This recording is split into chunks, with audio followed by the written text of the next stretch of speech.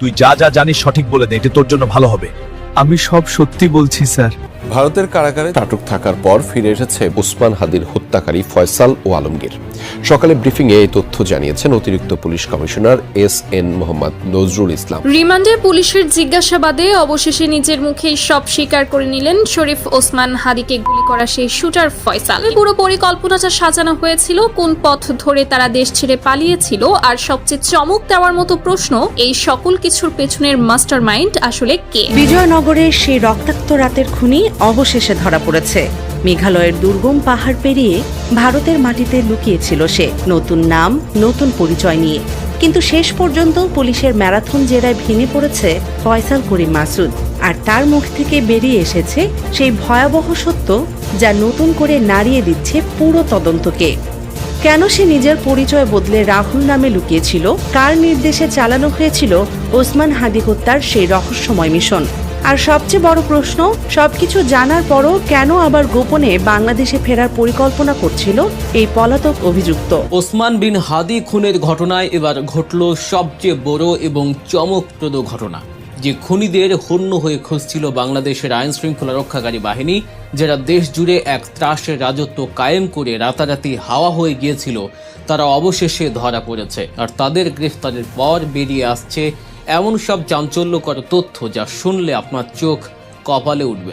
দর্শক, জুলাই গণঅভ্যুত্থানের নায়ক শহীদ শরীফ ওসমান হাদি এদেশের মানুষকে পরতে পরতে শিখিয়ে দিয়েছেন কিভাবে ইনসাফের পক্ষে, কিভাবে সত্যের পক্ষে জীবনকে উৎসর্গ করতে হয় এবং দুর্নীতির বিরুদ্ধে, অপকর্মের বিরুদ্ধে, ভারতের আগ্রাসনের বিরুদ্ধে কিভাবে সরাসরি প্রতিবাদ করতে হয় তা হাতে কলমে শিক্ষা দিয়েছেন এই ওসমান হাদি। যে কারণেই ওসমান হাদিকে না ফেরার দেশে চলে যেতে হয়েছে। দর্শক, আপনারা জানেন ইতিমধ্যে ওসমান হাদির কে শেষ করে দেওয়ার পিছনে যারা জড়িত, তাদের মধ্যে মূল হোতা শুটার ফয়সাল করিম এবং তার সহকর্মীকে ভারতের বর্ডারে ইতিমধ্যে আটক করা হয়েছে এবং ভারতের পুলিশ তাদেরকে রিমান্ডে দিয়েছেন।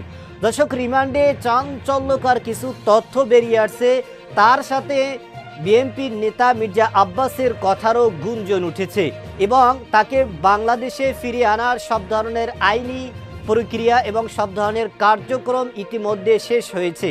যে কোনো সময়, যে কোনো মুহূর্তে এই ওসমান হাদির খুনি শুটার ফয়সাল এবং তার সহকর্মীকে বাংলাদেশে পাঠাবেন ভারত। দর্শক, বিষয়ের কিছু অংশ ভিডিওর শুরুতে শিরোনামে আপনারা দেখেছেন, বিস্তারিত পুরো ভিডিও জুড়ে। তার আগে আমার একটা অনুরোধ, যারা আমার চ্যানেলে নতুন আসছেন, চ্যানেলটি সাবস্ক্রাইব করে ওয়াল ক্লিক করে বেল আইকনটি বাজিয়ে দিন। দর্শক, রাজনীতির মহলে কি হতে চলেছে এবং রিমান্ডে কি কি চাঞ্চল্যকর তথ্য দিয়েছেন এই শুটার ফয়সাল এবং এই ঘটনার সাথে আরও কারা কারা জড়িত, তা শুনলে আপনি অবাক হয়ে যাবেন। ভিডিওটা অত্যন্ত গুরুত্বপূর্ণ, তাই ধৈর্য ধরে একটি লাইক এবং পুরো ভিডিওটা শেষ পর্যন্ত দেখতে থাকুন। বিজয়নগরের সেই রক্তাক্ত রাতের খুনি অবশেষে ধরা পড়েছে। মেঘালয়ের দুর্গম পাহাড় পেরিয়ে ভারতের মাটিতে লুকিয়েছিল সে, নতুন নাম, নতুন পরিচয় নিয়ে। কিন্তু শেষ পর্যন্ত পুলিশের ম্যারাথন জেরায় ভেঙে পড়েছে ফয়সাল করিম মাসুদ। আর তার মুখ থেকে বেরিয়ে এসেছে সেই ভয়াবহ সত্য, যা নতুন করে নাড়িয়ে দিচ্ছে পুরো তদন্তকে। কেন সে নিজের পরিচয় বদলে রাহুল নামে লুকিয়েছিল, কার নির্দেশে চালানো হয়েছিল ওসমান হাদি হত্যার সেই রহস্যময় মিশন, আর সবচেয়ে বড় প্রশ্ন, সবকিছু জানার পরও কেন আবার গোপনে বাংলাদেশে ফেরার পরিকল্পনা করছিল এই পলাতক অভিযুক্ত। ভারতের স্পেশাল টাস্ক ফোর্সের জিজ্ঞাসাবাদে এখন একের পর এক বেরিয়ে আসছে চাঞ্চল্যকর তথ্য, যে তথ্যগুলো শুধু একটি হত্যাকাণ্ড নয়, বরং এর পেছনে বড় কোনো পর্দার আড়ালের খেলাকেও সামনে নিয়ে আসতে পারে। তদন্ত সংশ্লিষ্ট সূত্র জানাচ্ছে, দীর্ঘদিন পলাতক থাকার পর অবশেষে ভারতের পশ্চিমবঙ্গের বনগাঁ এলাকা থেকে গ্রেফতার করা হয়েছে ওসমান হাদি হত্যাকাণ্ডের অন্যতম প্রধান অভিযুক্ত ফয়সাল করিম মাসুদকে। গ্রেফতারের পর তাকে জিজ্ঞাসাবাদের জন্য নেওয়া হয় স্পেশাল টাস্ক ফোর্সের রিমান্ডে। আর সেখানেই শুরু হয় এক নাটকীয় অধ্যায়। প্রথম দিকে নিজেকে নির্দোষ দাবি করলেও কঠোর জিজ্ঞাসাবাদের এক পর্যায়ে মানসিকভাবে ভেঙে পড়তে শুরু করে ফয়সাল। তদন্তকারীদের সামনে ধীরে ধীরে খুলতে থাকে তার পালিয়ে যাওয়ার পুরো কাহিনী। জানা যায় হত্যাকাণ্ডের পরপরই পরিকল্পনা অনুযায়ী সীমান্ত পেরিয়ে তারা মেঘালয়ের দুর্গম পাহাড়ি পথ ব্যবহার করে ভারতে ঢুকে পড়ে।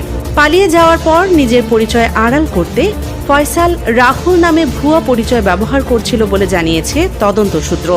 বনগাঁ এলাকায় সাধারণ মানুষের ভিড়ের মাঝে মিশে থেকেই দীর্ঘদিন আত্মগোপনে ছিল সে। ভাষা, সংস্কৃতি এবং পরিবেশ অনেকটা সীমান্তবর্তী বাংলাদেশের এলাকাগুলোর মতো হয় সেখানে লুকিয়ে থাকা তার জন্য তুলনামূলক সহজ হয়ে উঠেছিল। তবে পালিয়ে বেড়ানোর সেই জীবন কখনোই স্থির ছিল না। তদন্তকারীদের মতে ফয়সাল এবং তার সহযোগীরা ভারতের বিভিন্ন জায়গায় ঘুরে বেড়াচ্ছিল যাতে আইন শৃঙ্খলা বাহিনীর নজর এড়ানো যায়, কিন্তু শেষ পর্যন্ত সেই পরিকল্পনা সফল হয়নি।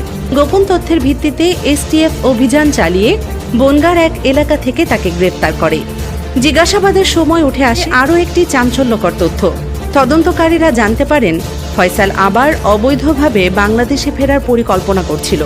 প্রশ্ন উঠছে, সে কেন আবার সেই দেশে ফিরতে চাইছিল যেখানে তার বিরুদ্ধে কঠোর অভিযোগ এবং বিচার প্রক্রিয়ার সম্ভাবনা রয়েছে। তদন্ত বিশ্লেষকদের মতে এর পেছনে থাকতে পারে দুটি বড় কারণ। প্রথমত অর্থনৈতিক চাপ। বিভিন্ন সূত্রে জানা গেছে তার আর্থিক লেনদেনের পথগুলো বন্ধ হয়ে যাওয়ায় বিদেশে পালিয়ে থাকা তার জন্য কঠিন হয়ে পড়েছিল। আর দ্বিতীয়ত সম্ভবত কোনো প্রভাবশালী গোষ্ঠীর কাছ থেকে সে নিরাপত্তার আশ্বাস পেয়েছিল বলে ধারণা করা হচ্ছে। এদিকে জিজ্ঞাসাবাদের এক পর্যায়ে ফয়সাল হত্যাকাণ্ডের ঘটনাটি নিয়ে গুরুত্বপূর্ণ কিছু বক্তব্য দিয়েছে বলে তদন্ত সংশ্লিষ্টরা জানিয়েছেন। সে জানায় বিজয়নগরের সেই ঘটনাটি ছিল একটি পরিকল্পিত অপারেশন। তবে এই পরিকল্পনার পেছনে আর কারা জড়িত থাকতে পারে সেই প্রশ্নের উত্তর খুঁজতেই এখন কাজ করছেন তদন্তকারীরা।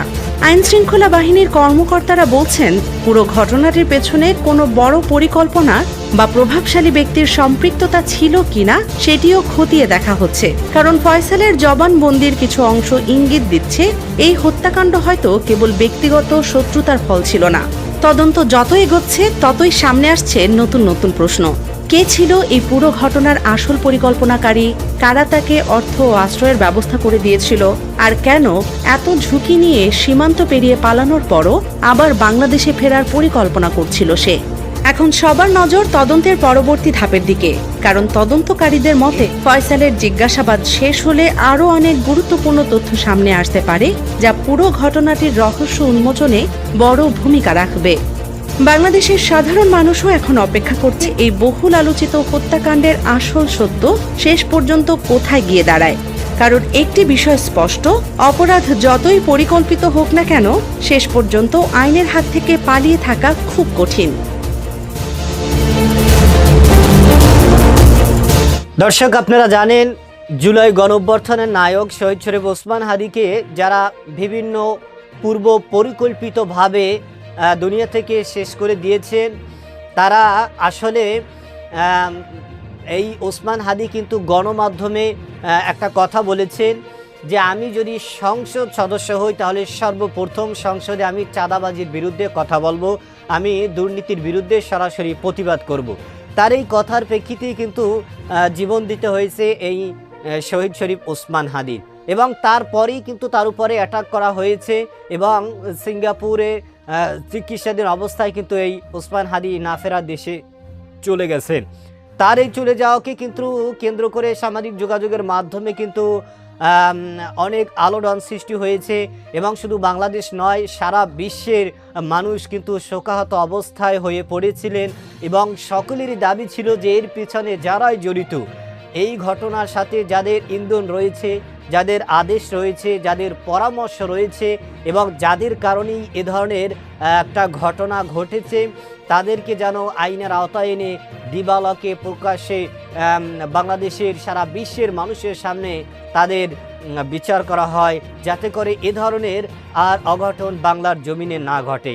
দর্শক, যে কারণেই কিন্তু বাংলাদেশের পুলিশ হন্য হয়ে এই শহীদ শরীফ ওসমান হাদির পিছনে যারা জড়িত তাদেরকে চিরুনি অভিযানের মাধ্যমে, তল্লাশির মাধ্যমে কিন্তু তারা খোঁজ করেছেন এবং আপনারা জানেন সাইবার অ্যাটাক করে বিভিন্নভাবে বিভিন্ন প্রযুক্তির মাধ্যমে কিন্তু দেখা গিয়েছেন যে তারা বিভিন্ন কলা কৌশলে বাংলাদেশ ছেড়ে ভারতে অবস্থান করেছেন।